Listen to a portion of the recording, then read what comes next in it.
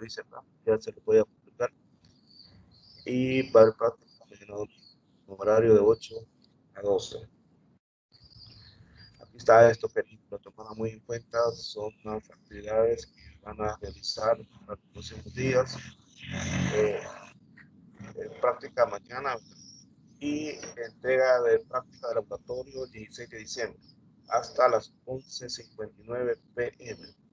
Y va a haber corto 2 el 16 de diciembre, hay que tomarlo muy en cuenta, corto 2 el 16 de diciembre. La vacación inicia, mejor dicho, el periodo de vacación va del 21 al 31 de diciembre y del 01 al 08 de enero. Es decir, desde el 21 de diciembre hasta el 8 de enero es la vacación.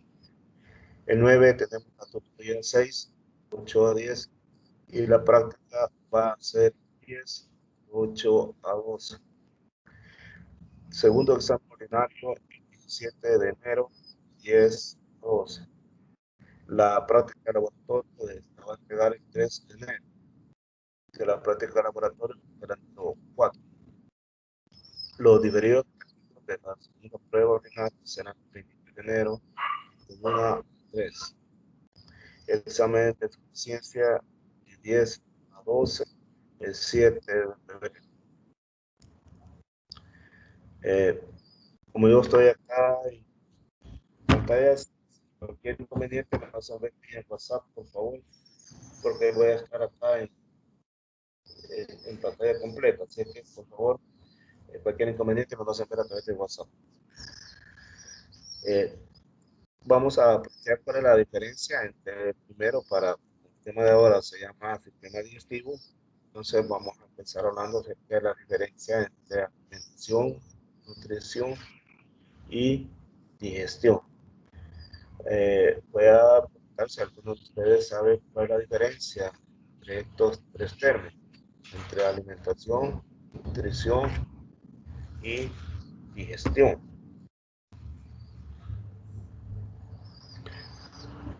Son tres cosas diferentes que a veces uno las confunde, es decir, uno las puede tomar como sinónimo. Veamos el primer paso. La alimentación realmente se trata de la ingestión del alimento. Es decir, cuando llevamos el alimento a nuestro boca, entonces estamos haciendo un proceso de alimentación y obviamente llevamos ese alimento a nuestra boca para proveernos de todas nuestras necesidades alimenticias. Y de esa manera poder conseguir energía y poder sobrevivir. El otro término es la digestión. Cuando hablamos de digestión, estamos hablando del proceso de transformar todo lo que hemos consumido. Lo hacemos por medio de unas reacciones que son llamadas de hidrólisis. ¿Y en qué consiste esa transformación? En que todos los productos alimenticios debemos convertirlos en moléculas pequeñas para que atraviesen el mar. Eso lo pueden hacer por vía mecánica o por química. Esto requiere la participación de enzimas. La nutrición, ese es otro término, y podríamos definirlo como el proceso biológico en el que los organismos asimilan y utilizan los nutrientes para el mantenimiento de las funciones vitales. Y estamos hablando entonces que ya en caso de la nutrición es cuando los organismos están asimilando y utilizando los nutrientes que llevan los alimentos y que los alimentos tuvieron que someterse a un proceso de digestión. En la digestión, esos compuestos grandes que van en los alimentos, las proteínas, los lípidos, los carbohidratos, sufren una serie de transformaciones para convertirse en moléculas más pequeñas, es decir, en separar sus unidades estructurales. Por ejemplo, en los carbohidratos, separar los azúcares, en los lípidos, separar los triglicéridos, los ácidos grasos, y en el caso de las proteínas, separar los aminoácidos. Cuando esto se ha logrado, entonces la sangre lo recoge, lleva a la sangre, y en la sangre es donde se asimilan esos nutrientes. A es lo que llamamos nutrición. Ahora, ¿cuáles son las estrategias alimentarias de los animales? Los animales en realidad pueden consumir el alimento ya sea de forma líquida o de forma sólido. Por ejemplo, un zancudo consume su alimento de forma líquida. Nosotros consumimos líquido y consumimos sólido. Entonces, dependiendo de eso, tenemos diferentes estrategias alimentarias. Por ejemplo, ¿cómo se alimentan los peces? ¿Y en qué categoría los incluimos? ¿Cómo es que se alimentan los peces? Yo parece que no estoy recibiendo su audio, así que lamentablemente no va a ser muy participativa esta presentación porque no estoy percibiendo sus comentarios. Eh, Voy a ver si me acerco al chat. Si pueden escribir ustedes en chat, sería también bueno para que utilicemos el chat para poder ver ahí. Así que pregunté si alguien quiere escribir acá, que tenemos problemas de audio, eh, cómo es que se alimentan los peces. Aquí lo puede escribir en el chat.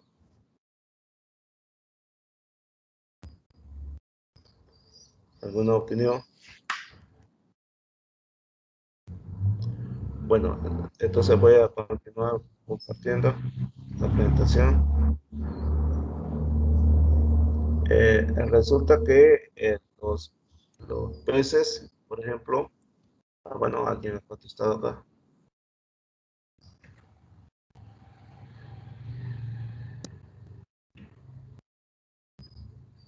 Pues no.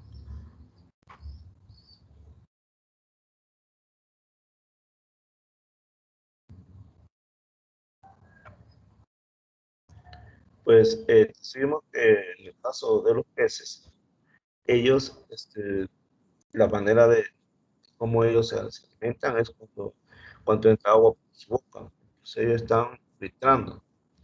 Ahora, hay animales que viven en lugares bentónicos, es decir, los fondos del océano, de los grandes lagos.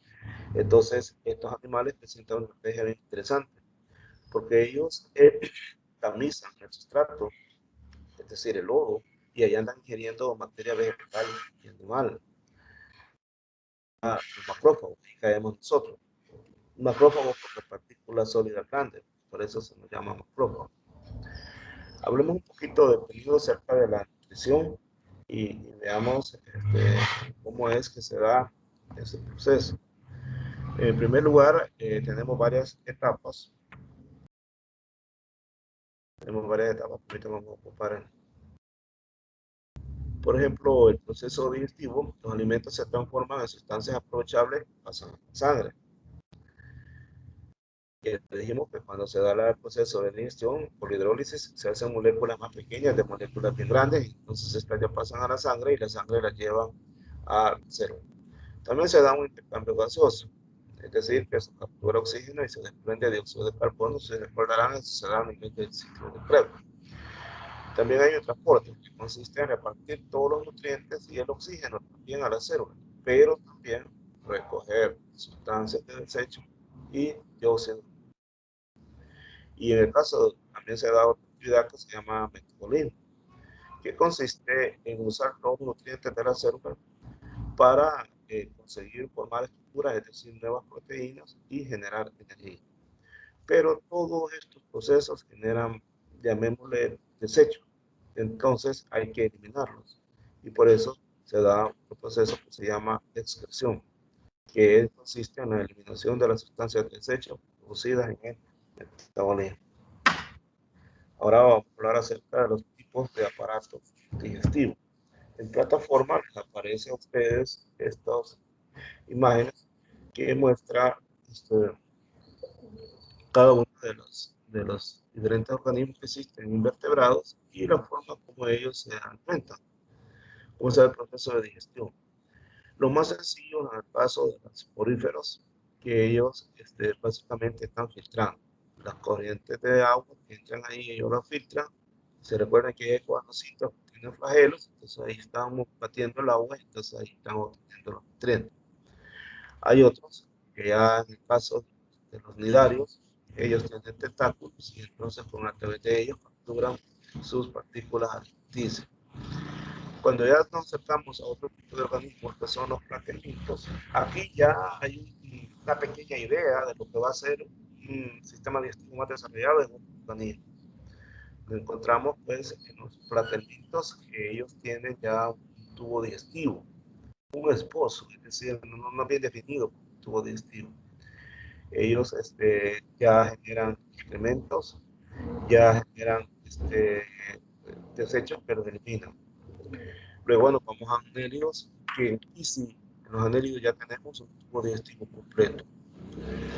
Pasamos a los moluscos, donde incluso la mosca ya está especializada en el tipo de alimentación que ellos consumen. Y llegamos a los artrópodos. También tienen un aparato digestivo completo. Y su aparato bucal tiene diferentes adaptaciones dependiendo del tipo de alimento que ellos consuman. De hecho, como mencionaba el paso al principio, los zancudos se alimentan de sangre. Hay otros que son mordedores, que se alimentan de hojas, etc. Entonces tienen un aparato bucal que está adaptado a este tipo de alimentos. Llegamos a las estrellas de mar, los erizos, que son equinodermos, ellos tienen también aparato digestivo completo. Solamente que su boca está en el centro y tiene una estructura dentaria llamada linterna tienen, se me olvidó este nombre, es un nombre griego, tienen esa parte que tienen también en la región central. Bueno, y aquí abajo, cada una de las partes de los que conforman los aparatos digestivos de estos organismos. Para decir un ejemplo, en los poríferos tenemos óculo, porocito, cadena vascular, canocito, pico. Vamos al caso de los moluscos. Ellos tienen boca, tienen estómago, tienen intestino, tienen agua. Como ve, ya cuando estamos en platenites, ya empezamos a hablar de intestino. En todo esto ya tenemos intestino. En estos todavía no hablamos. Aquí sí ya empieza a desarrollarse el intestino. En este caso la linterna de Sócrates, ya me recordé. Aquí en la equinoderma. Ahora hablamos sobre la digestión en los vertebrados. Al hablar de la digestión en los vertebrados, y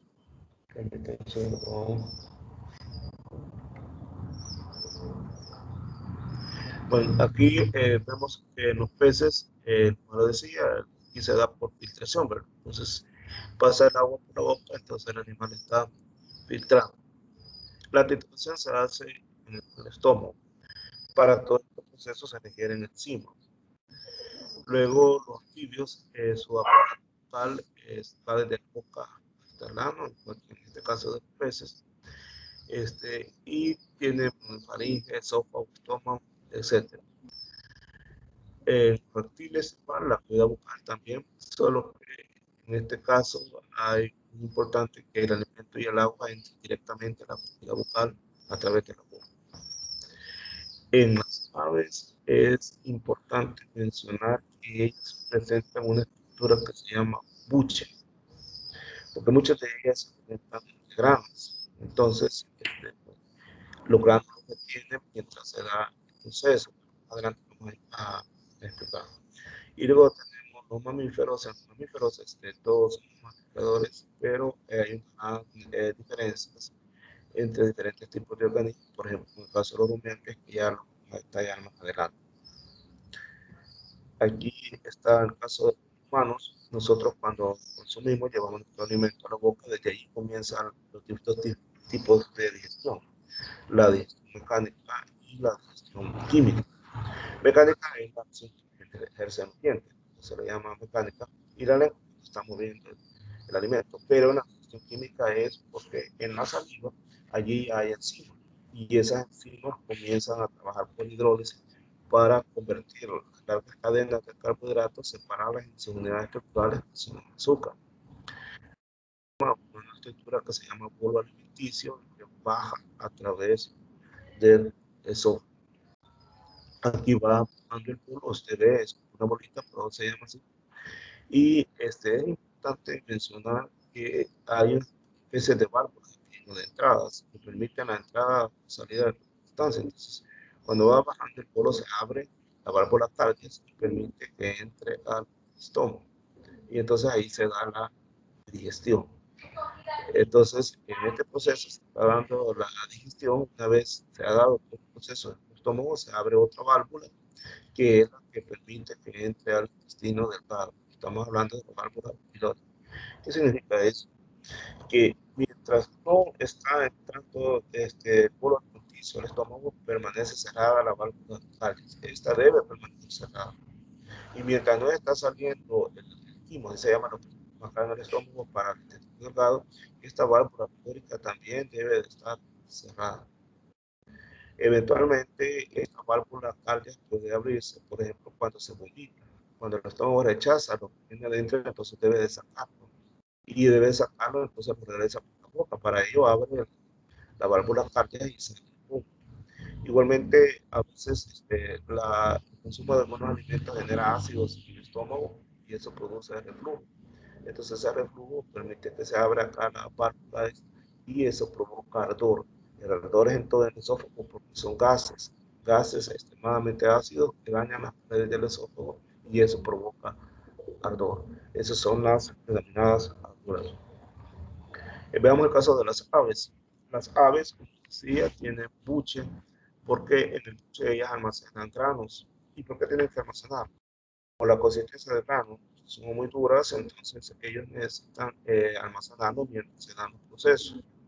Porque antes de que se dé la digestión se tiene que dar un proceso de trituración que es vieja. Una vez triturado pasa al estómago para el proceso de digestión.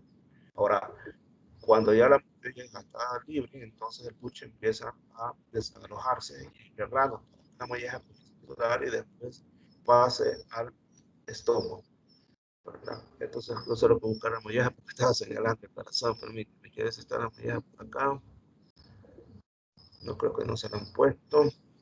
Aquí está, aquí está. Acá está porque a veces la molleja, dependiendo del animal, puede estar localizado un poco más anterior. Entonces, aquí está y después pasa al estómago. Así que el proceso en las aves es así.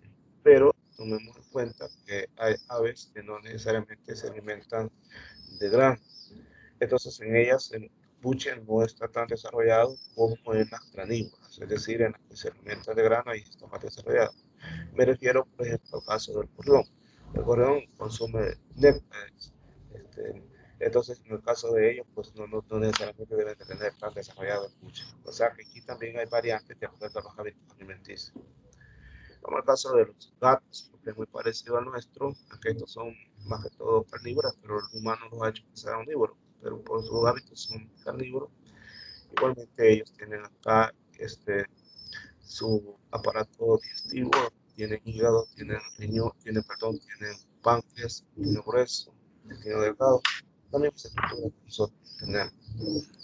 Los rumiantes es un caso muy particular, aquí nos estamos refiriendo al ganado, porque ellos su alimento lo digieren en dos etapas. Dice que primero lo consumen y luego realiza un proceso que se conoce como rumia. ¿Qué es la rumia? En realidad es regurgitar, o sea, revolver el material y remasticar y agregar saliva. Por eso las vacas están a cada rato masticando, porque es como que si entraran y volvieran a sacar para estarlo volviendo a masticar. ¿Quiénes son los rumiantes? Las vacas, las ovejas, las cabras, los venados, todos ellos son rumiantes. Aquí está un proceso de la vaca, por ejemplo, vea las flechas, cómo van dirigiéndose las flechas. Y mire cómo después esta regresa y ahí está. Pero se llama rumiante. Está el caso del caballo. Miren el intestino cómo es y de una vaca.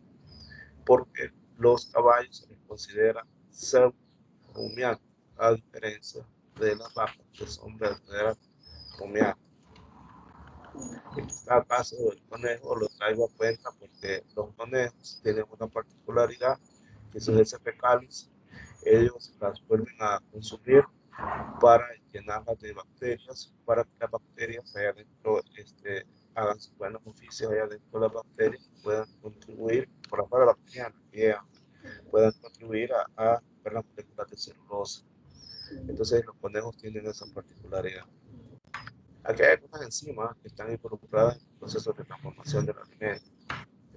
Hay una serie de enzimas, no sé si en el material se los van a, en los materiales que les han dado a ustedes, les aparece, pero pues el caso están las enzimas, el lugar donde se sintetizan y la función que desempeña cada una de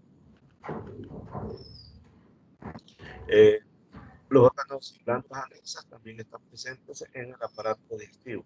Por ejemplo, como glándulas tenemos glándulas salivales que pueden ser de dos tipos, parótidas, maxilares y sublinguales.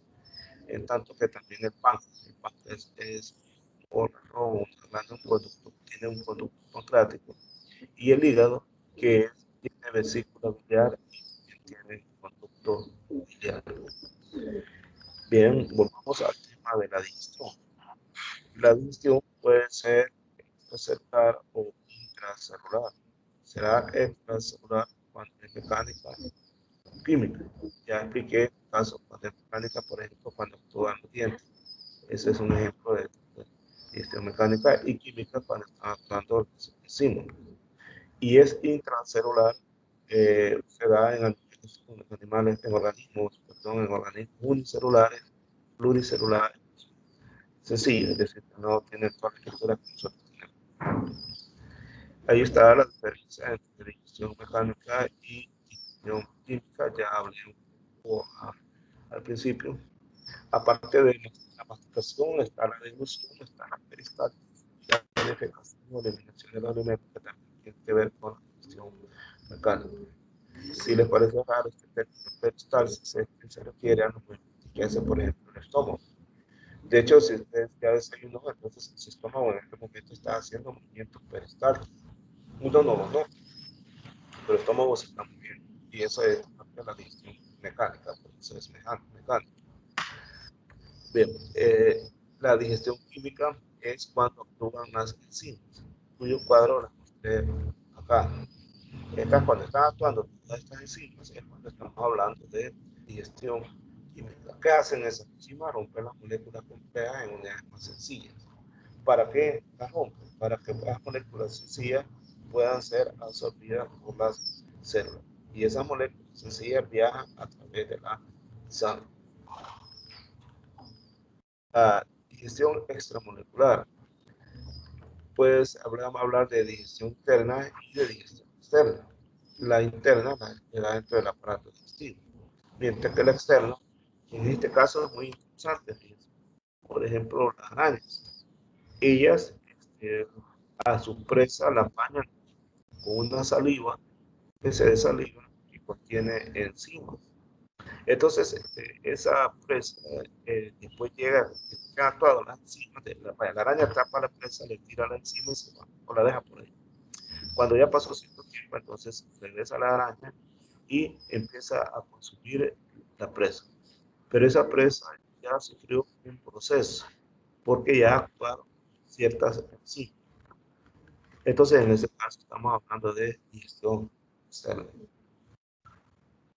Nuevamente vemos el caso de los organismos más animales que están más abajo en el evolutivo, que son las esponjas. Ellos tienen cuadrocitos que son los encargados de la intracelular. Recordemos que aquí está filtrando agua. Y ellos tienen ahí unas células flageladas que baten en agua y ellos tienen los colenterados, en este caso la digestión es intracelular. Ellos inyectan un líquido a su presa. Recordemos los nidocistos, ellos inyectan ese líquido a través de ellos, y los tentáculos los introducen en la cavidad gastrovascular. En el caso de los pulpos, la digestión es extracelular. Ellos tienen un tubo digestivo que tiene boca, que tiene ano, y tienen una glándula de pato blanca que fabrica enzimas. En los artrópodas, la digestión es extracelular. Tiene boca, como ya lo mencionamos anteriormente, que está adaptada dependiendo del tipo de alimentación que ellos posean. Igualmente tienen buche, mollejas, testículos. Esto es importante, señor. No todos los insectos tienen buche ni todos tienen mollejas, solamente el resplandor. Por ejemplo, las langostas. En el caso de las langostas, ellas sí tienen puche y tienen vieja. En los vertebrados, la digestión, nuevamente, veamos, pasemos lo que había mencionado anteriormente y ahora con más detalle. Aquí ingerimos el alimento, aquí está bajando el alimento, llega al estómago, pero ya dijimos que aquí hay una válvula que se llama válvula cárdiaca que permite que el alimento entre al estómago. Una vez dentro del estómago el alimento sufre transformaciones que se convierte en una sustancia que se llama quimo. Ese quimo tiene que entrar al intestino delgado. Sobre él actúan sustancias que vierte el hígado y el páncreas. Tiene que abrirse otra válvula que se llama la válvula pylórica. Una vez entra al intestino delgado, en el intestino delgado se dan los procesos de absorción. Una vez que han finalizado los procesos de absorción, llega al intestino grueso. Pero en el intestino grueso, la primera parte del intestino grueso todavía absorbe. Luego ya esto va de salida y para eso el intestino grueso tiene tres regiones: el transverso, el ascendente y el descendente. El intestino grueso termina en lo que es recto y finalmente en el ano, que es donde salen las secretas sólidas. Así es como funciona a grandes rasgos la digestión en los vertebrados. Ya vamos a ver qué sucede en la boca. En la boca se da la masticación, y allí actúan los dientes. También se da la insalivación, que es cuando se tiene saliva, ahí actúan las glándulas salivales y hay unas enzimas que se llaman amilasas, que son las que hidrolizan con las de carbohidratos y aparecen las moléculas de glucosa, se hace separada. Aquí se forma el bolo. Ese bolo es empujado por toda la faringe y de ahí hacia el estómago. Y quien lo empuja es la lengua. A esos fenómenos se les conoce como deglución. Ya en términos de intestinales, la digestión, veamos cómo funciona. En el intestino delgado, en tres regiones: duodeno, yeyuno y el ileón. Allí se da la digestión, ahí se da la digestión, ahí se da también la absorción de sustancias por parte de los capilares sanguíneos que lo va a llevar a cada una de las células del cuerpo. Finalmente llegamos al grueso, sirve para almacenar los restos de alimentos digeridos, además se produce la absorción de iones inorgánicos y también el exceso de agua, porque todo esto se expresa al sangre.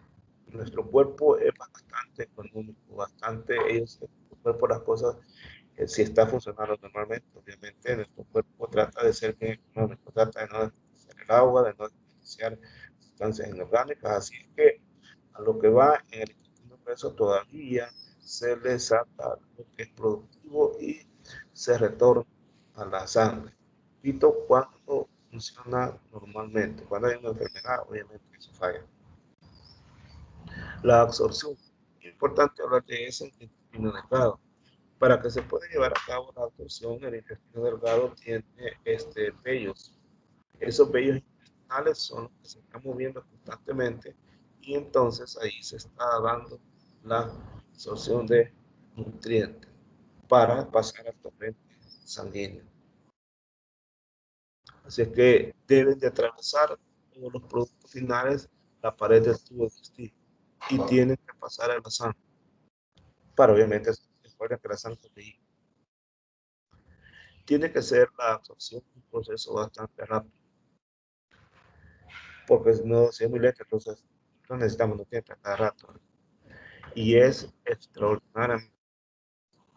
Y aquí está un ejemplo que la absorción de lípidos y proteínas es superior al 95%.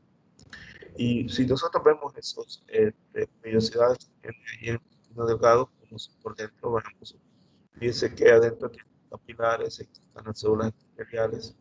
Entonces, estos capilares, si recordamos, los capilares es donde se da la absorción de nutrientes. Y aquí están los brazos, los sacáridos, aminoácidos que están entrando y que están siendo absorbidos. Una buena parte de ellos pasa al sistema linfático, que son la glicerina y los ácidos grasos. Aquí está el intestino grueso. Aquí lo vemos el colon ascendente, el colon transverso y el colon descendente, recto y el ano. ¿Cuáles son las funciones del intestino grueso? Absorber agua y sustancias minerales y compactar a los higos, es decir, formar las heces. Aquí está la válvula ileocecal. Esta es otra válvula. Esta es otra válvula. Tu cuerpo tiene una serie de válvulas. Ya vimos que hay válvulas también en el corazón. Aquí también hay válvulas que permiten entrado y cerrado, dependiendo de las circunstancias. Pero el hígado, el páncreas, también tienen su participación. La vesícula biliar forma parte del hígado y todos ellos tienen su participación en el sistema digestivo. Ahí tenemos una imagen del hígado y vean ustedes cómo se conecta con aortas y con arterias. Miren cómo está la vesícula biliar y el conducto biliar. ¿Qué es lo que hace el hígado? Básicamente el hígado lo que hace es extraer todos los nutrientes que se necesitan para la digestión. Para ellos necesitan bilis. Y la bilis tiene una función muy importante. Ayuda a descomponer las grasas para que puedan ser digeridas y absorbidas. ¿Qué significa eso?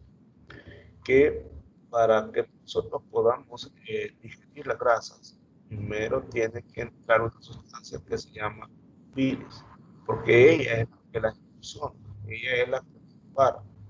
Cuando hablamos de emulsionar, significa que como que se la va a mezclar con agua, algo parecido a eso. Entonces eso va a permitir que los que en el intestino puedan fácilmente absorber esos nutrientes. De lo contrario, el intestino no podría. Y entonces se va solo y eso genera problemas, por ejemplo, de diarreas, cuando está fallando la bilis. Entonces genera problemas de diarrea porque los líquidos no se absorben adecuadamente. ¿Dónde se origina el hígado? En el endodermo. El páncreas. El páncreas se caracteriza porque tiene una gran cantidad de enzimas. Bueno, tiene el hígado de enzimas, estas partes de enzimas y el páncreas igualmente. Las enzimas, ¿qué es lo que hacen? Van al intestino delgado y allí se da la metabolización de los azúcares también, eh, de las grasas y de las proteínas para trasladarlas ya procesadas al torrente sanguíneo. Algo que también es importante en el páncreas y que no tiene que ver con la digestión, pero sí lo hace y hay que mencionarlo, es que ellas tienen, el páncreas tiene las enzimas que permiten controlar los niveles de azúcar. Tiene esta doble función el páncreas. Donde deriva del intestino anterior se forma a partir del endodermo. Un cuadro resumen. Los procesos digestivos se dan aquí la formación de alimentos y nutrientes, se dan el aparato digestivo, el intercambio gaseoso, que es la captación de oxígeno y eliminación de dióxido de carbono, se da en el aparato respiratorio, el transporte, el reparto de oxígeno, nutrientes y la expulsión de dióxido de carbono y de CO en el aparato circulatorio. El metabolismo, que es la utilización de los nutrientes para construir estructuras y tener energía, se da en el células. Y la expresión, que básicamente es la eliminación de los desechos que se producen en el metabolismo celular, eso se da en el aparato excretor. Entonces aquí estamos hablando del aparato digestivo, del respiratorio, del circulatorio y del excretor y el trabajo que se hace a nivel de la célula. Porque está ahí importante este cuadro para que veamos la interrelación que existe entre los diferentes aparatos o sistemas. Y ahí está también, ya para ir resumiendo sobre este tema, cómo se da el proceso en los animales. Vea usted, los alimentos se convierten en sustancias útiles que se incorporan al organismo y se transforman por el aparato digestivo. Ahí se dan los procesos de ingestión, digestión, absorción y egestión. Este es un término que probablemente no he escuchado, no sé, pero si nunca lo he escuchado, está este término que es la digestión, que consiste en eliminar restos no absorbidos. La ingestión es la toma de alimentos, la digestión es la descomposición de los alimentos y la absorción para los nutrientes al circulatorio. Pero la digestión es la eliminación de los restos no absorbidos. Entonces llegamos hasta acá con la parte de digestión, pero como dije, también tenemos que hablar sobre excreción, que es muy relacionado con este tema. Entonces, van a permitir un segundo mientras nos ubicamos con esta otra presentación. Entonces, hemos hablado sobre el proceso de la digestión. Ahora vamos a hablar sobre el proceso de la excreción, porque la excreción igualmente es muy importante. ¿Porque es importante la excreción?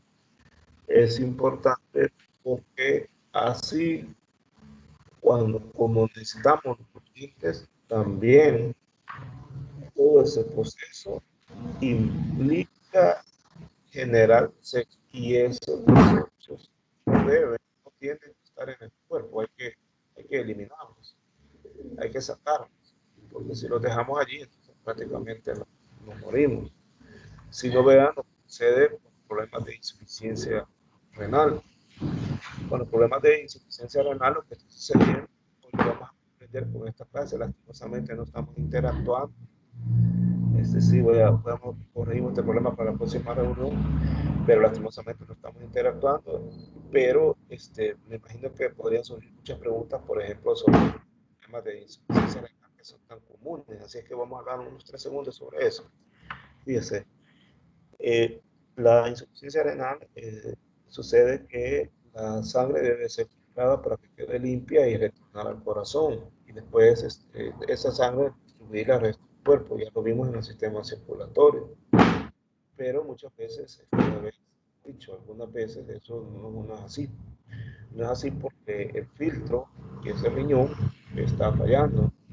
Entonces, las sustancias de desecho se retornan al corazón y el corazón las devuelve así con esos desechos al cuerpo. Entonces, esos desechos entran a la célula y entonces esos son tóxicos. Y por lo tanto, se requiere que se limpie la sangre. Lo que se hace son procesos fisiológicos mecánicos en los cuales se hacen las famosas esos procesos que se dan de limpieza de la sangre, que hay ahora para laboratorios privados y públicos donde se están dando las diálisis, que consiste en prácticamente en limpiar la sangre y devolver la sangre limpia al paciente. Entonces, hoy que vayamos probablemente vayamos entendiendo por qué se dan estos fenómenos de la insuficiencia renal. Pero excreción no solamente nos vamos a limitar a hablar sobre riñones, hay otros tipos de excreción, vamos a darle a eso también. Pero ¿qué es excreción? Excreción es un proceso mediante el cual se retiran del organismo los productos de desecho. Y esos productos de desecho resultan del metabolismo que se da dentro de la célula. Entonces, como les repito, en cada una de nuestras células, porque vámonos, ya los que ya asignaron, entonces los nutrientes llegan a la célula. ¿Cómo llegan los nutrientes? Llegan cuando usted consumió el alimento, imagínense que usted consumió el huevo. Entonces ese huevo fue masticado en la boca, se le agregó saliva, se formó el bolo alimenticio, se abrió la válvula cálea. Esa válvula cálea permitió que entrara al estómago. El estómago comienza a moverse por movimientos peristálticos. El estómago secreta sustancias ácidas, por cierto, para eliminar todos los patógenos y para contribuir a la degradación celular del alimento, pero también actúan algunas enzimas. Allí, en ese proceso, va a tener que estar listo para el delgado, pero antes tiene que ser bañado con sustancias provenientes tanto del hígado como del páncreas. Ya vimos que del hígado tiene que llegar la bilis, particularmente porque va a emulsionar la grasa para que puedan ser absorbidas fácilmente en el intestino delgado. Igualmente, el hígado lanza una serie de enzimas que también van a contribuir a degradar los compuestos que van en los alimentos que hemos consumido. El páncreas también contribuye enormemente a eso, libera un montón de enzimas. Igualmente, ya pues, cuando cae eso, viene el estómago, ya se va a llamar quimo. El quimo ya es una pasta que va a poder entrar al intestino delgado. Entonces, para ello se abre una válvula que se llama pilo. Entonces, una vez dentro del intestino delgado, se recuerda que vimos unos pelos absorbentes allí, que en su centro tienen por allí capilares, entonces ahí se da la absorción de los nutrientes. ¿Cuáles nutrientes? Azúcar, triglicéridos, ácido graso, aminoácidos. ¿Qué son todos esos que acabo de mencionar? Las unidades estructurales de los carbohidratos, de los lípidos y de las proteínas. Son cada uno de esos unidades estructurales. Entonces la sangre la recoge. Y esas unidades estructurales sí son pequeñas, sí pueden atravesar la membrana de la célula. Y lo hacen, atraviesan las membranas de la célula. Y dentro de la célula se dirigen a formar parte de la construcción de nuevas proteínas. Por ejemplo, todos esos aminoácidos que hemos consumido están por ahí. Y en un momento el ADN recordemos que tiene genes, entonces si ya llevaron genética, cuando lleven genética lo van a comprender o no sé si la están cursando. Ahí los genes te dan la información sobre qué tipo de proteínas construyen. Y para construir las proteínas necesitamos esos aminoácidos que han llegado por sangre a cero. Igualmente necesitamos azúcares para generar energía, recuerden el ciclo de Krebs. Igualmente también necesitamos lípidos también para generar energía. Entonces, así es como funciona el cero. Y en todo ese proceso se generan desechos. Y esos desechos hay que eliminar. Ya vimos en el caso del sistema respiratorio que esos desechos son el CO2, cuando se une el carbono con el oxígeno y atrapa electrones. Esos electrones son desechos, hay que sacarlos y los devolvemos siempre por medio de los pulmones. Devolvemos CO2. Pero también cuando hay procesos de desechos de azúcares, de proteínas, hay que sacarlos y ahí va a trabajar la sangre para llevar esos desechos, va a recoger, igual que también la sangre recoge los desechos del CO2, en este caso también la sangre recoge los desechos de las proteínas, de los lípidos, pero en este caso los va a llevar a los riñones. Y los riñones los filtran una y otra vez, vamos a ver cómo es, hasta que finalmente sacan los desechos. Así es como liberamos los desechos, también lo hacemos a través de sudor, ya vamos a ver. Así que hay diferentes formas de sacar desechos en forma de expresión. ¿Cuáles son los órganos y las glándulas involucradas? Los riñones, filtran la sangre, las glándulas sudoríparas. Las glándulas sudoríparas eliminan desechos pero en forma de sudor. ¿Y qué hay en el sudor? Sales y otras sustancias como la urea. Y los pulmones que liberan CO2. El hígado, por su parte, elimina los desechos de la hemoglobina, de los glóbulos rojos, la bilirrubina y la bilirutina, que forman parte de la bilis. ¿Y cómo hace el hígado? Esta lo vierte al intestino delgado y se expulsan del cuerpo en las heces fecales. También el hígado tiene una función, porque el hígado elimina sustancias tóxicas, empezando por el alcohol. El alcohol es altamente tóxico y el hígado es el que paga las consecuencias de estar limpiando las sustancias tóxicas. El hígado trabaja en eliminar las sustancias tóxicas. Igualmente los fármacos. Las pastillas que consumimos generan sustancias que son tóxicas y que hay que eliminar. Lo hace el hígado. Los alimentos que consumimos diariamente, deberíamos de saber que desgraciadamente todos los días consumimos ciertas pequeñas cantidades de plaguicidas. Siempre, porque todos los productos que son vegetales han sido asociados con plaguicidas, que son parte, y siempre consumimos sustancias plaguicidas. Y el hígado es el encargado de tratar de eliminar. Así que el hígado tiene una gran función en el proceso de expulsión. Ingeniero, Dígame. ¿o hace falta la bilis? ¿Cómo es que sucede el funcionamiento de la eliminación de la de los desechos de la comida. Excelente, Porque, excelente pregunta. porque hay varias personas que son operadas de eso, de la Muy vesícula, y bien, se las quitan. exactamente. Eh, por eso es que a las personas que son operadas de la bilis se les prohíbe terminantemente consumir grasas porque es más difícil para su cuerpo poder emulsionarlas. Siempre en producción de bilis, pero esa bolsita que estaba allí y que la tenía guardada la bilis, ordenadamente la bilis está disparándola poco a poco para que vaya haciendo su trabajo. Se corta, entonces ya el proceso para emulsionar la grasa ya se vuelve más difícil.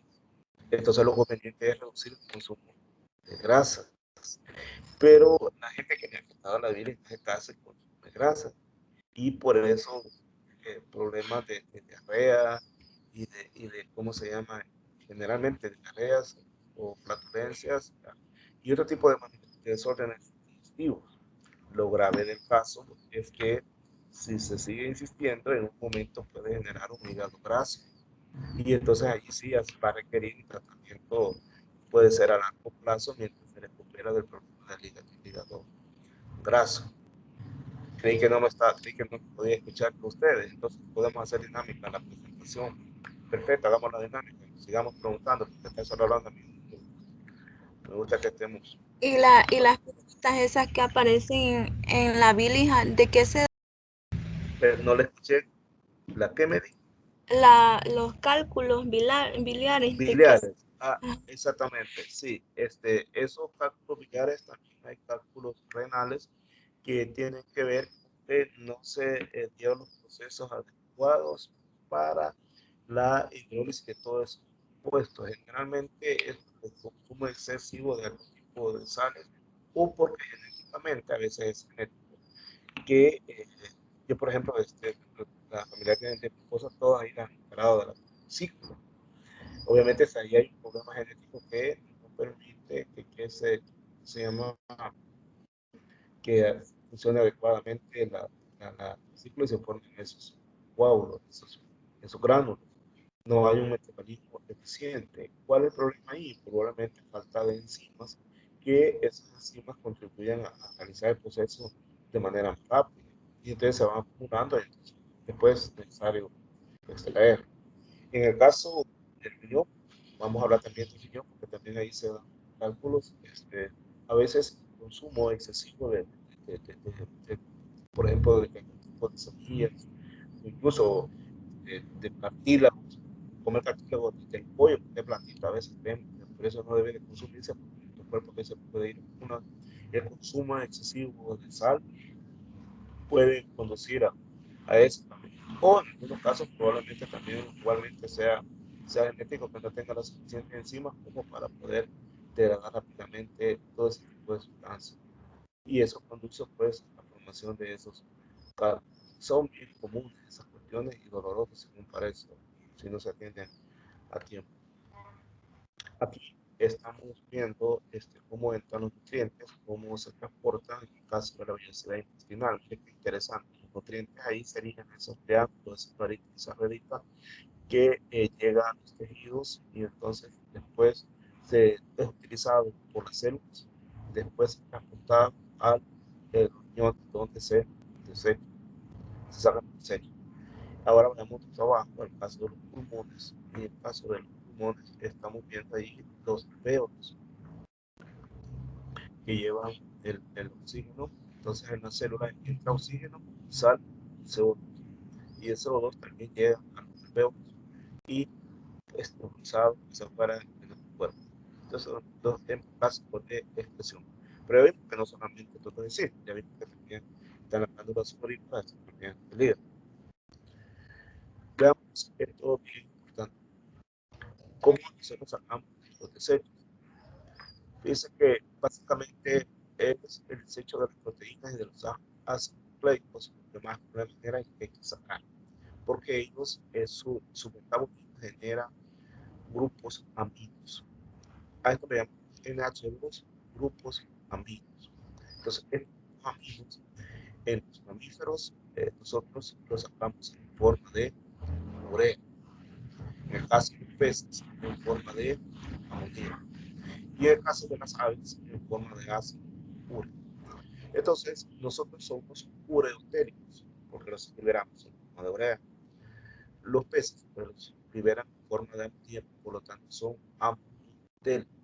Y en el caso de las aves, que lo liberan en forma de ácido úrico, entonces son uricotéricos.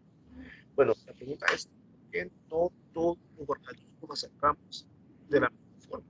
¿Por qué lo tenemos que hacer de diferente manera? La respuesta es la siguiente.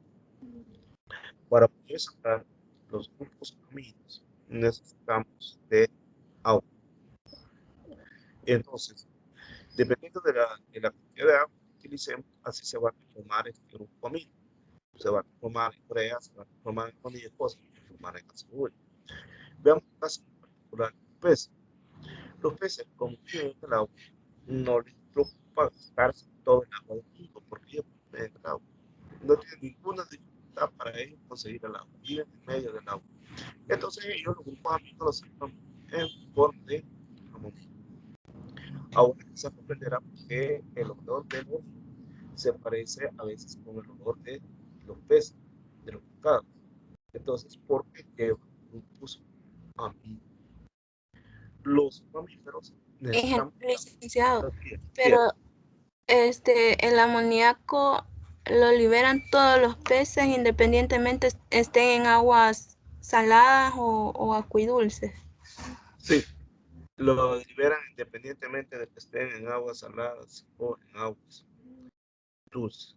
Ellos lo que necesitan es el agua para liberar. Ahora, el proceso cambia un poco porque en el agua salada hay mayor concentración de sal que en el agua dulce. Pero eso ya es otro pista. Pero sí se necesitan de agua y siempre lo liberan en forma de amonía. Ahora, en el caso de los vertebrados, nosotros, los mamíferos, quiero decir, los mamíferos terrestres, nosotros consumimos agua y podemos dar el lujo de tomar cierta cantidad de agua la tenemos ahí disponible y podemos dar el lujo de sacarla en forma de urea. La dificultad viene para las aves y también para los insectos, artrópodos. Ellos, las aves, no consumen las cantidades de agua que nosotros consumimos. Consumen menos agua, claro, consumen agua, pero en menos cantidad. Y los insectos todavía mucho menos y aún todavía mucho menos dependiendo de donde ellos vivan. Imaginémonos cuando usted de repente saca por ahí maíz y le ve unos borbojos. Y supóngase usted que ese maíz lo tenía en el granero. Y usted se puede preguntar, ¿y este animal cómo hizo para tomar agua? Si es que ha estado en el granero durante mucho tiempo o en un saco durante mucho tiempo. Que no va a decir el insecto, la larva y está ahí, no va a decir, voy a ir a tomar agua y después voy a empezar. Bueno, en el caso de ellos, fíjense, los granos tienen agua, pero la cantidad de agua es tan poca que se llama agua higroscópica. Entonces, estos animalitos absorben la poca agua higroscópica que está ahí, la absorben.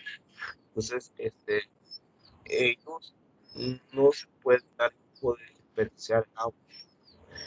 Entonces, ellos mezclan las heces con los orinos.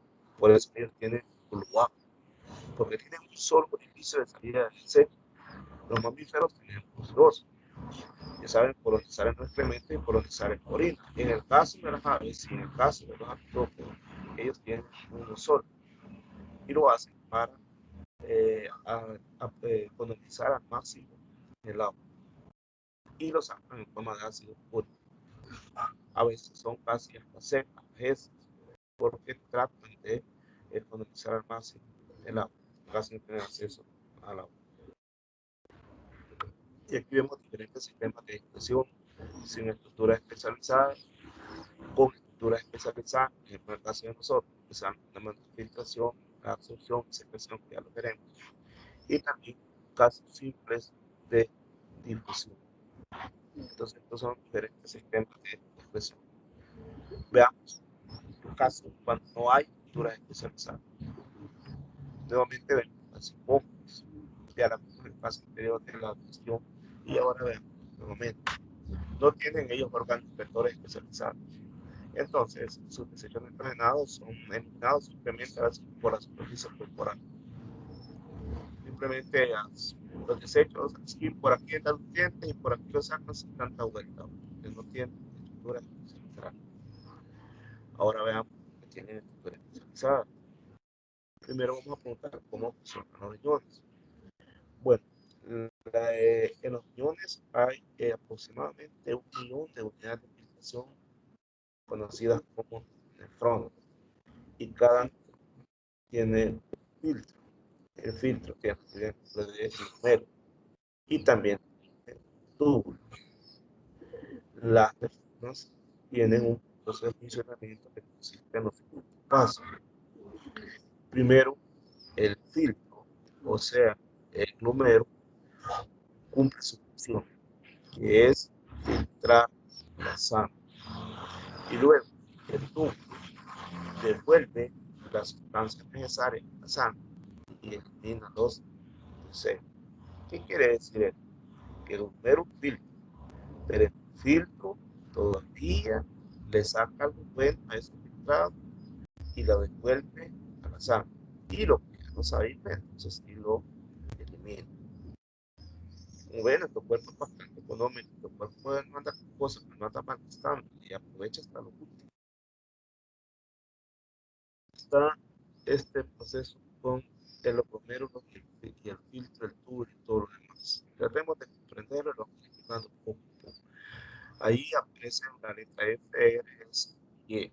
La F es la filtración y esta comienza desde la sangre hacia una cápsula que se llama cápsula, que es la que está. Entonces aquí está dando la filtración. Recuerde usted que cada una de estas unidades aparece más de 1 millón en un millón. Vamos a estar perdiendo aquí a un solo. Aquí se está dando filtración.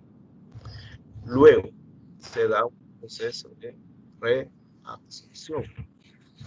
Después se da un proceso de secreción y finalmente otro de excreción. La reabsorción se da desde los tubos renales hacia la sangre. La secreción se da desde la sangre hacia los túbulos renales. ¿Por qué desde la sangre hacia los túbulos renales? Porque notemos que en la reabsorción se le saca todavía sustancias buenas y que son devueltas hacia los túbulos renales. Y en la excreción se da de la parafernalia hacia el exterior. Hablemos de la filtración. Como ya lo dijimos, que hay un glomérulo y que el glomérulo es el filtro y que hay un túbulo que devuelve las sustancias necesarias a la sangre. Los desechos son los que se convierten en orina, pero para ello necesitamos agua. Cuando no consumimos suficiente agua, tenemos problemas que pueden conducir a insuficiencia renal. El no consumo adecuado de agua puede conducir a problemas de insuficiencia renal. ¿Por qué?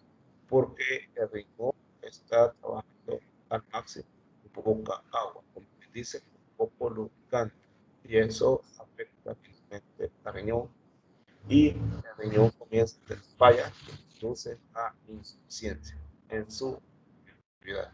Es decir, el riñón deja de ser suficiente para las funciones para las cuales fueron diseñados. Otro detalle importante de la filtración es la presión sanguínea. La hipertensión está muy relacionada con la insuficiencia renal. Si bien es cierto que se requiere una elevada presión, pero tampoco una hipertensión. Cuando hay una hiperpresión, o sea, estamos frente a hipertensión, es como que si abriéramos un churro y a veces el agua cae con una gran presión, se fija.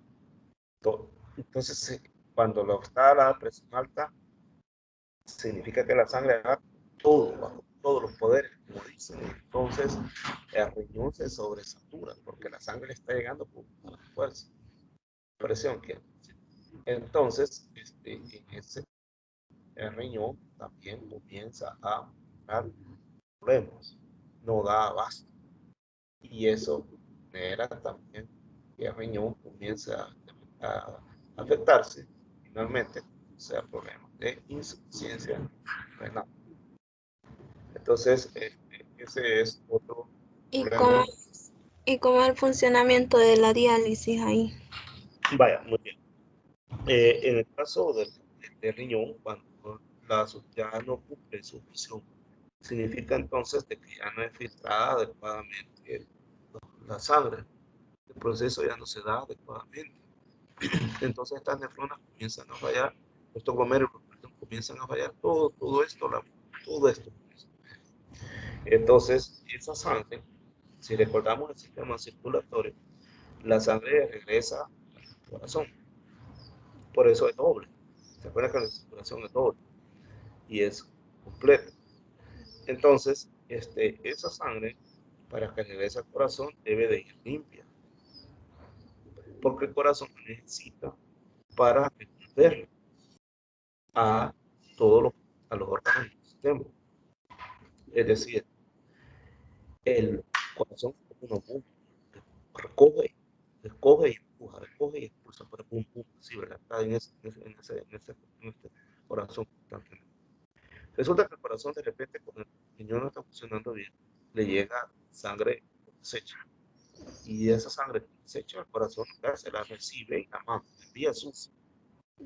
Y eso, obviamente, llega a las células, esos desechos, la misma célula que ya regresa, se lo están recibiendo.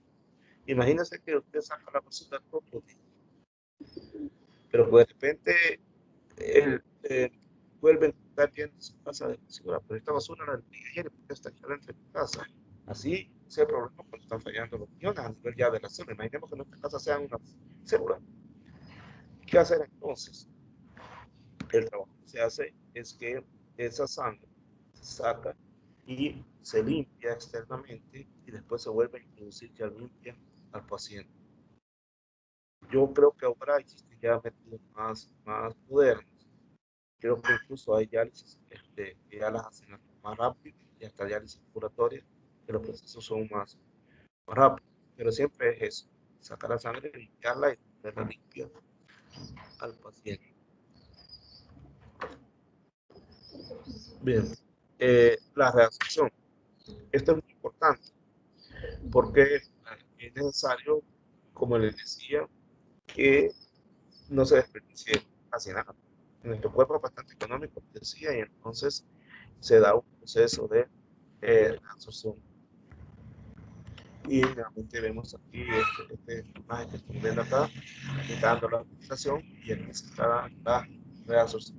Aquello que todavía se le pueda sacar, se le saca y es devuelto a la sangre. Lo que ya no sirve, entonces sí, eso se creta.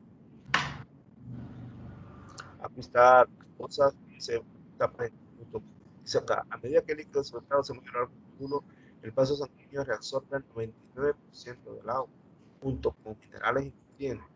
¿Cuáles son los minerales? Cosas, ácidos, proteínas de bajo peso molecular, ácido úrico, sodio, potasio, magnesio, calcio, cloruro, bicarbonato y agua. Todo eso se llama absorción. Y el tubo que ayuda a eliminar el exceso de ácido en la sangre. Y el líquido restante pues, es excretado y se convierte en orina. Y así es como lo sacamos en orina. Siempre que estamos orinando, siempre que estamos ahí, estamos sacando desechos. Desechos que provienen de las células. Y esos desechos los llevan con la sangre a nuestro riñón. Nuestro riñón filtró y la sangre limpia la devuelve al corazón. Los desechos los mandó a la vejiga. En la vejiga debe de haber agua, donde se termina de mezclar con el agua. Y después los eliminamos vía orina. Aquí está la sección. Aquí está la sección final, orina. Las sustancias que no son filtradas por ningún método pasan a la sangre para ser desechadas. Primero pasan a los capilares periculares y posteriormente a los túbulos renales. Vamos a comparar organismos de cada expresión. Por ejemplo, aquí tenemos protonefridios, estanefridios, túbulos de Martí y glándulas verdes. Vamos a ver que estos son los sistemas de expresión en los casos de los invertebrados. Vamos a cada uno de los protonefridios. Están en la planaria, son bastante primitivos, tienen simplemente forma de tubo y también están presentes en una larva de moluscos. Por aquí estos organismos, por aquí expulsan sus desechos. Son ciliados que están expulsando. Los metanefridios están en anélidos, artrópodos y en moluscos. Son una especie de molusco que tiene cilio, conocido como nefrostoma, que comunica con un tubo no ramificado y este desemboca directamente al exterior.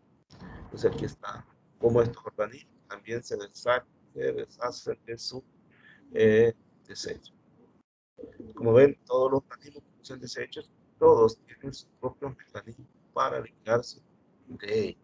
En este caso, en el hidrotropo del molusco lo hace metafridio.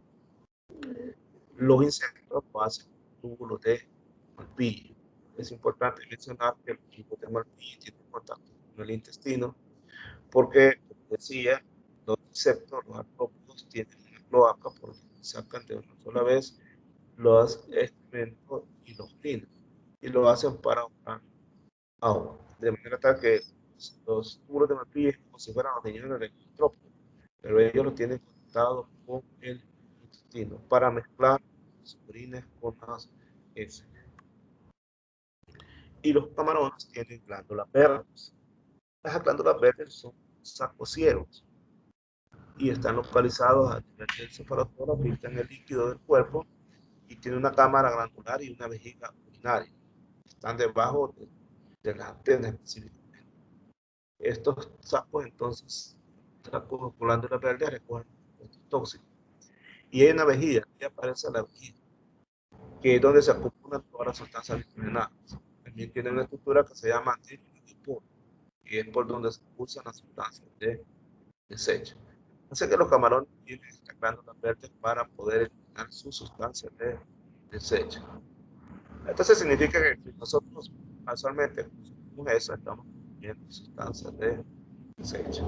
Aprovechando, el hígado. Fíjense que el hígado son buenos los hígados de la gallina. Los pollos son buenos, el hígado res son buenos, pero tomen en cuenta que allí el hígado está dando sustancias tóxicas, hay allí sustancias de desecho. Entonces, cuando nosotros consumimos hígado, estamos consumiendo sustancias tóxicas y sustancias de desecho. No quiere decir que no lo comamos, claro que sí, pero eventualmente, no siempre. Y no recomiendo de ninguna manera consumir hígados de pollo de granja. Si vamos a consumir hígados, que sean gallinas, esas indias que están ahí, en vagabundas, ahí en la calle. ¿Por qué no es recomendable los hígados de pollo de granja? Porque allí, ustedes saben, estos animales son alimentados con una serie de productos que llevan hormonas, llevan un montón de cuestiones que el hígado los trata como desecho y los está tratando de entonces, cuando nosotros consumimos esos hígados, estamos consumiendo muchas sustancias tóxicas que el hígado estaba tratando de quitar de lo que consumían las aves. Así que de la manera de lo posible tratemos de consumir menos frecuencia los hígados. Siempre se comen, pero eventualmente menos frecuencia. Eh, Vamos a hablar de las arañas que tienen glándulas basales. Se parecen a las glándulas verdes que tienen el potasio y se encuentran en las coxas. Las coxas es una región de las patas, es la parte que pega con el tórax. Entonces, por eso se llaman glándulas basales, están ubicadas. El desarrollo del embrión, vamos a hablar acerca del desarrollo del embrión y el desarrollo también de los riñones. Resulta que siempre, cuando nosotros nos estuvimos formando, cuando fuimos embriones, ahí se produjeron 3 tipos de riñones: pronefros, mesonefros y metanefros. Pero el tercero, o sea, el metanefro, es el que da lugar a la unión del mamífero adulto. El pronefros es funcional en larvas de peces y anfibios. Es decir, que las larvas de peces y anfibios tienen un riñón tipo pronefro. En los mamíferos nada más es un vestigio evolutivo, no tiene ninguna función renal, pero es el primero en se desarrolla en caso nuestro. Así que nosotros pasamos por pronefro, mesonefro, hasta que llegamos a metanefro. Ahí lo pueden ver ustedes, son los órganos secretores en un embrión de 5 semanas. Aquí está pronefros, aquí está mesonefros y aquí está el metanefro, que es el que finalmente va a dar lugar a los riñones como propiamente los conocemos. Vamos a hablar acerca del riñón, que su función, ya lo dijimos, es purificar la sangre para mantener la homeostasis. Como resultado de este proceso se forma la orina. A ver, ¿quién recuerda qué significa el término homeostasis? Les hicieron un examen corto sobre esto, sobre homeostasis. ¿Qué significa el término homeostasis? A ver, ¿quién me lo dice? ¿Qué significa el término homeostasis?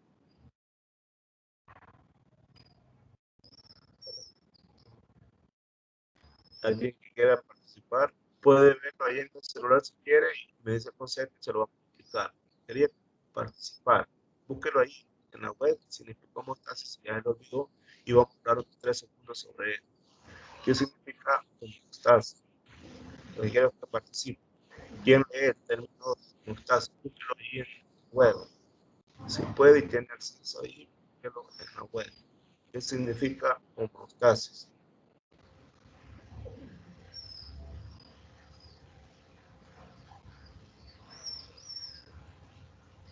¿Qué significa? ¿Alguien va a participar?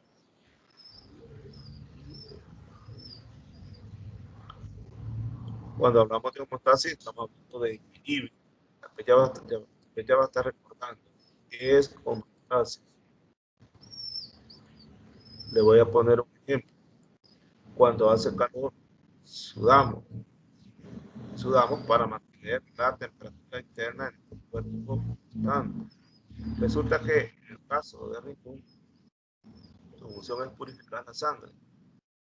Purificarla significa dejarla limpia, sin desechos, para que esa sangre limpia llegue a abastecer de nuevo a las células y de esa manera las células realicen su trabajo correctamente sin contratiempo.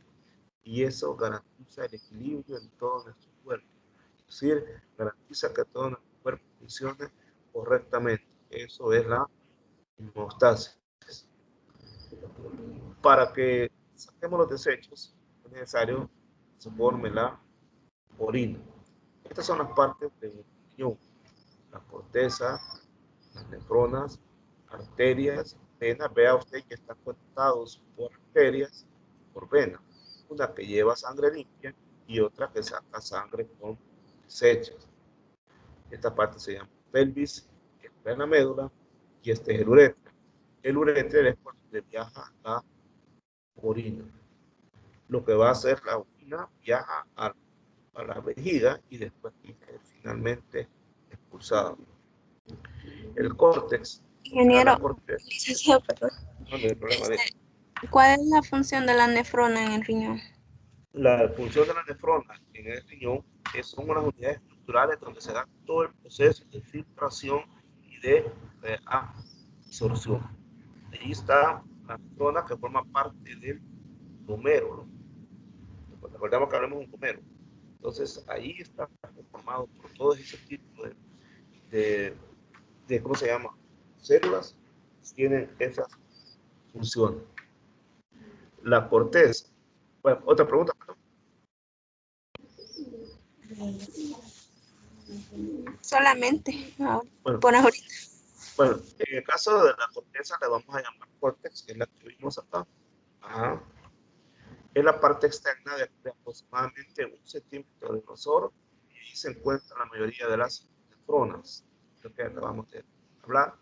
Luego sigue la médula, que es esta que está acá. La médula está formada por pirámides renales. A esto se le llama pirámide. Cada una de estas son pirámides renales.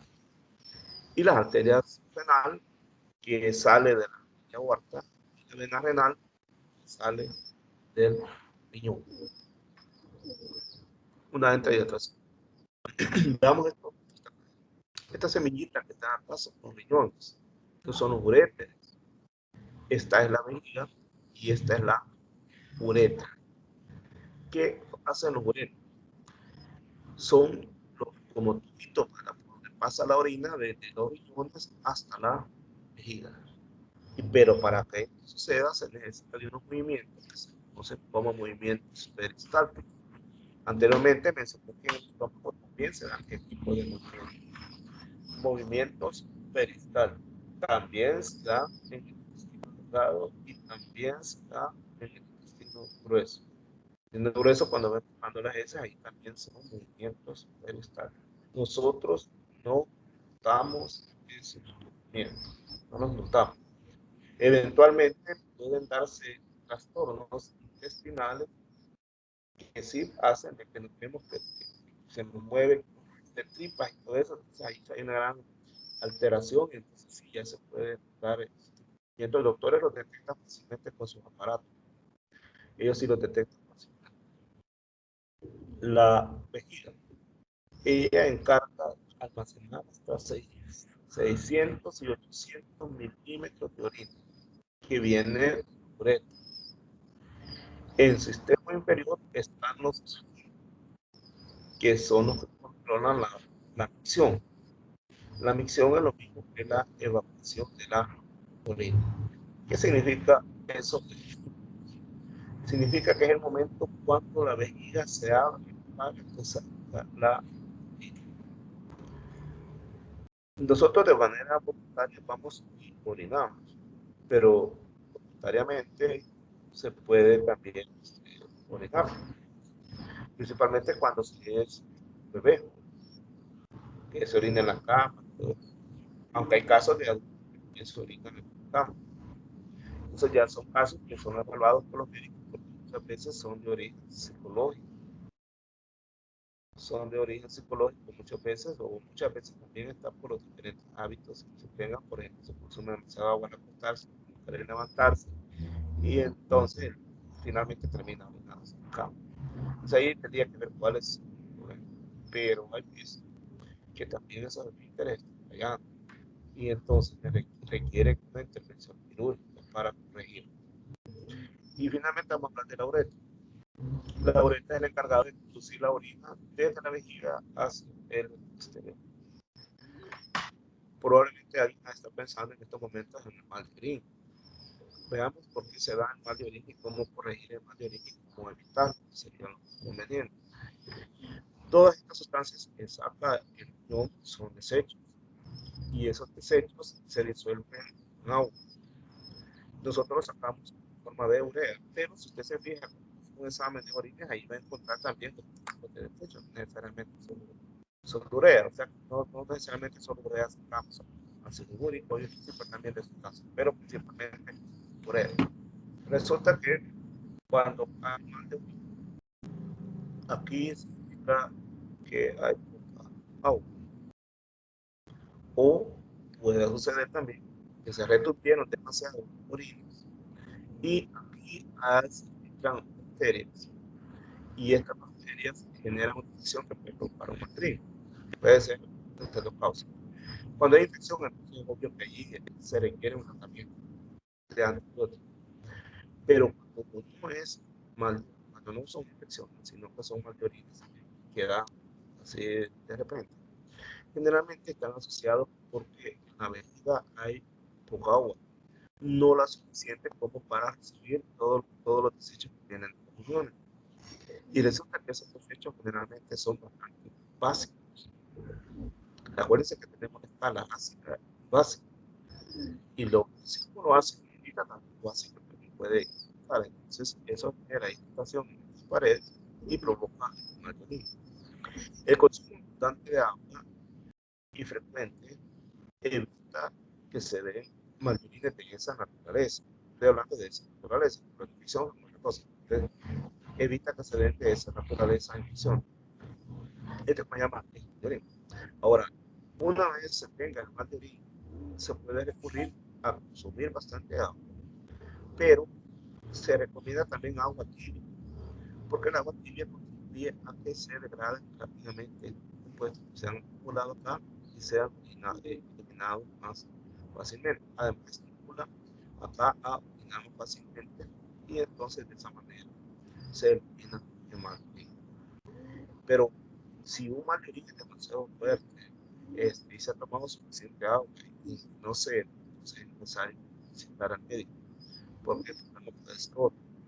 Y entonces, si es simplemente un síntoma de más grave, entonces en ese caso sí es necesario visitar al médico. Si no cesa el mallorín y si se da frecuentemente, si usted consume agua todos los días, consume bastante, siempre tiene mallorín, es necesario visitar al médico. A lo mejor hay una bacteria por ahí que está molestando o otro tipo de problema.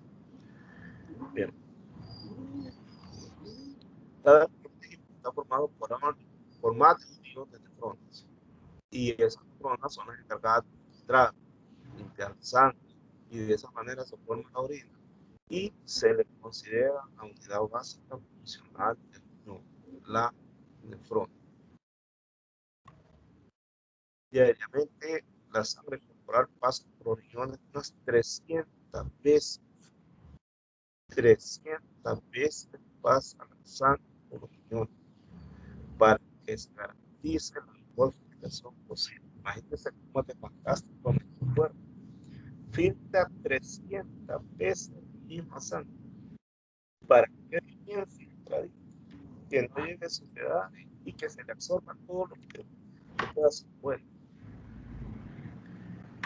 Hay una relación entre orina y hormonas. Tenemos la hormona diurética, el ADH, que se produce en el hipotálamo y se almacena en la hipófisis. Esta hormona actúa sobre túbulos colectores a nivel de la membrana. Eso incrementa su permeabilidad al agua, de modo que absorbe agua y fusión de la neurona hasta la sangre. Así es que las hormonas están involucradas con la orina.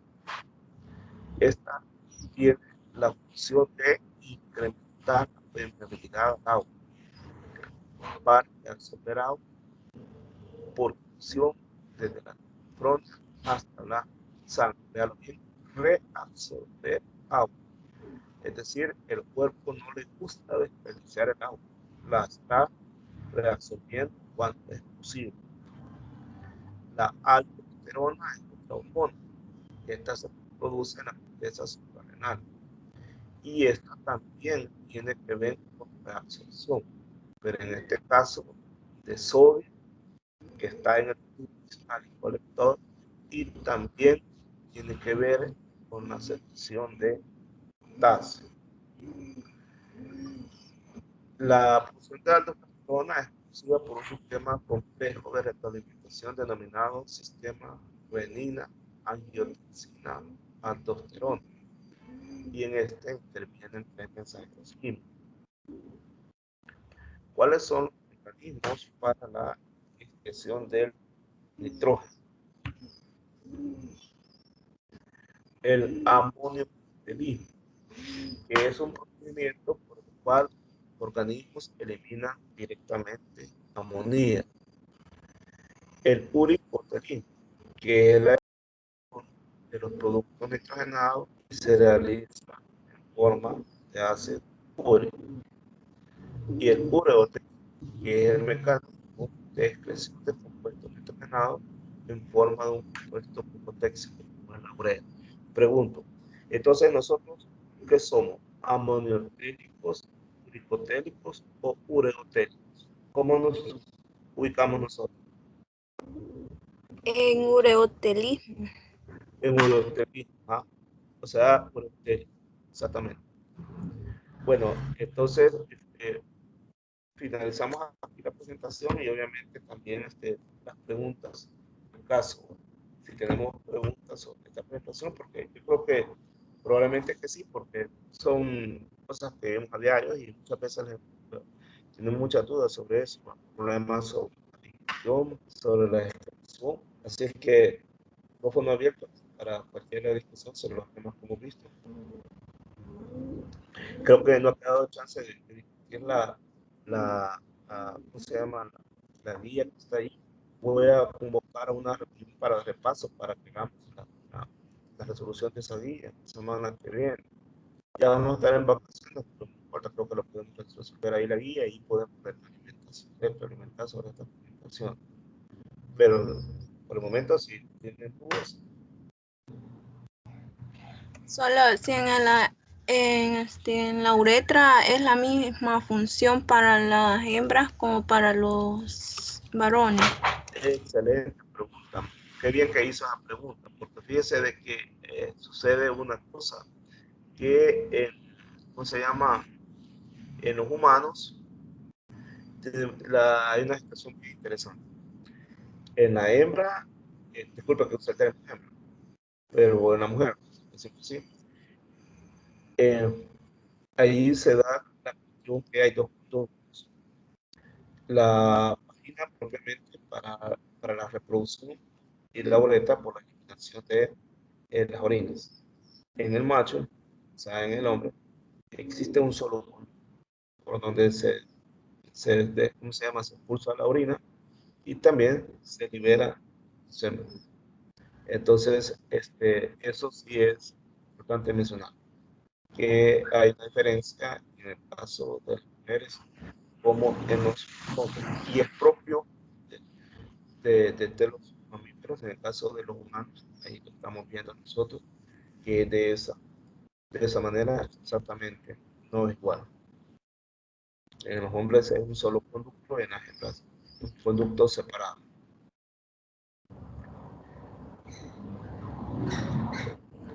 Otra pregunta.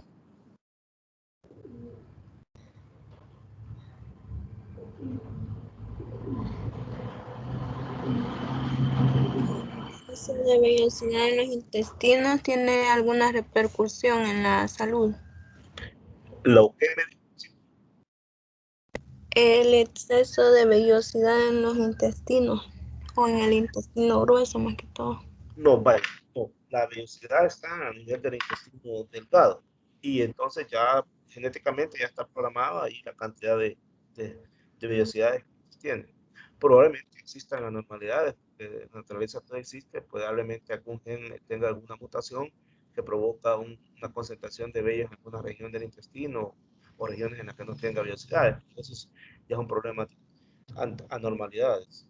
Pero lo correcto es que ya está programado genéticamente a lo largo de todo el intestino delgado la cantidad de vías que tiene. Gracias. Bueno, Sí. diga, bueno. Y en el caso cuando a la persona le toca que cortarle la Habla más fuerte, por favor, bueno, y que penita, le escucho.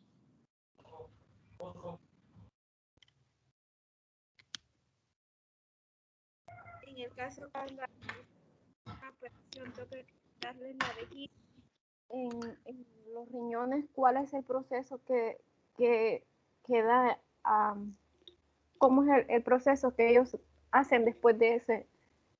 Bueno, le escuché lo último, lo primero no le escuché porque estaba despacio, me vuelve a repetir, por favor. Cuando a la persona le hacen una operación y le quitan Ajá, la vejiga, ajá. entonces los riñones, ¿qué papel juegan después de ese procedimiento? Bueno, supongo que si a una persona le quitan la vejiga, le tienen que implantar algo allí que le va a funcionar como vejiga, ya sea que lo van a dar externamente como una bolsa o no sé si internamente colocarán algo, pero va a necesitar eso definitivamente. Probablemente a veces son externas las estructuras que dejan y a veces son internas. Ahí realmente desconozco qué tipo de cirugía implementan, pero la vejiga definitivamente tiene que estar ahí. A veces hay Pero problemas más. los riñones siguen haciendo su función Sí, de sí, claro, limpiar. claro, Ellos claro. no tienen ningún efecto después de eso. No, el efecto se daría posterior al trabajo de los riñones. riñones siempre sería trabajando, pero ¿dónde deposita los desechos de los riñones? Ese sería el problema. Entonces, por eso digo yo que me imagino que en ese caso, alguna especie de bolsa que colocan externamente el cuerpo o internamente, lo desconozco, pero sí tiene que haber un tratamiento. Y cuando dicen también que le quitan también un riñón a una persona, Sí, entonces el funcionamiento sigue siendo el mismo o siempre hay alguna repercusión. una persona puede trabajar con un riñón. Claro, el riesgo es grande, ¿no? Imagínense que ese único riñón falle al futuro. Hay quienes donan riñones, sí, pero sí puede trabajar con un riñón, pero el riesgo es grande porque cuando está joven lo puede decir, lo voy a donar. Si ya mayor tiene algún problema con el riñón y falla, entonces ya no tiene alternativa. Gracias. Bueno,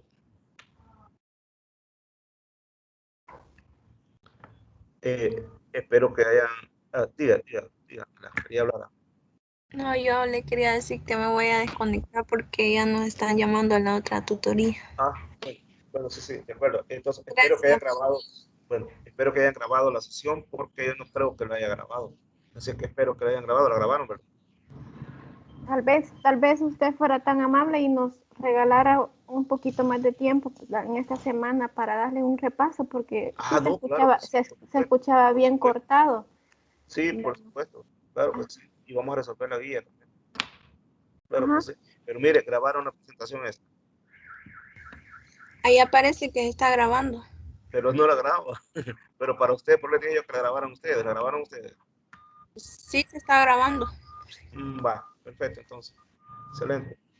Bueno, entonces van a clase, me parece. Entonces, hay disculpen los inconvenientes, pero al final logramos salir adelante y vamos a dar un refuerzo. Y ahí vamos a practicar más. Si es posible, lea más, pregunte más para que así el día de la reunión se ponga más activa la clase. Que hoy solo yo casi estoy hablando. Y así no es igual. Nos vemos entonces, yo les aviso cuando. Mañana Gracias, no, Liz. chivo, Gracias perdón, por su perdón por la tiempo. palabra, cuídense. Bueno, Gracias. pues, adiós, cuídense.